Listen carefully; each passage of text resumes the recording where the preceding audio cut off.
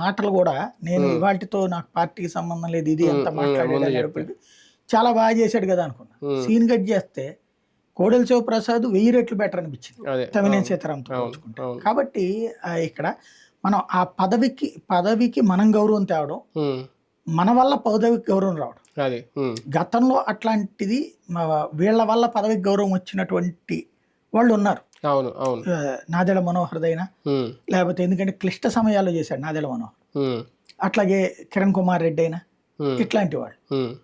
ఇప్పుడు అట్లా కాదు. అవును ఇప్పుడు ఒరిజినల్ గా చెప్పాలంటే వాళ్ళ గౌరవం నిలుపుకోవట్లేదు, జనం గౌరవం నిలబెట్టేది ఏం లేదు. ఇప్పుడు అట్లాంటి చోట్ల నిర్ణయంలో ఏ సామాజిక వర్గం అన్నది ఆయన ఇష్టం, బట్ లాయలిస్ట్ ఇస్తారు అన్నది క్లియర్. అది అయ్యన పాత్రులకి రఘురామకృష్ణరాజులకి ఇచ్చారనుకోండి, వాళ్ళ యాటిట్యూడ్ అక్కడ స్టేజ్ మీద నుంచి ప్రొజెక్ట్ చేస్తే అది ప్రమాదం. తమనేని మించి ఉంటారేమో. మళ్ళీ ఇంకోసారి చెప్పు, ఆయనే బెటర్ అనుకోవాలి. ఏదో డిప్యూటీ స్పీకర్ కి అయితే అమ్మాయి పేరు వినబడుతుంది, స్పీకర్ కి మరి ఎవరిని పెడతారు? ఆనంద్ బాబు గారి పేరు వినబడుతుంది. అంటే వాళ్ళు బీసీని పెట్టారు కాబట్టి వీళ్ళు ఎస్సీని పెట్టారు. ఆనంద్ బాబు పేరు రకరకాల జవహర్ పేరు, అంటే జవహర్ గెలవలేరు కదా, ఆనంద్ బాబు గారి పేరు వినబడుతుంది. ఇంకా ఎస్సీ నాయకుల పేర్లు వినబడుతున్నాయి. చూడాలి ఏం చేస్తారు.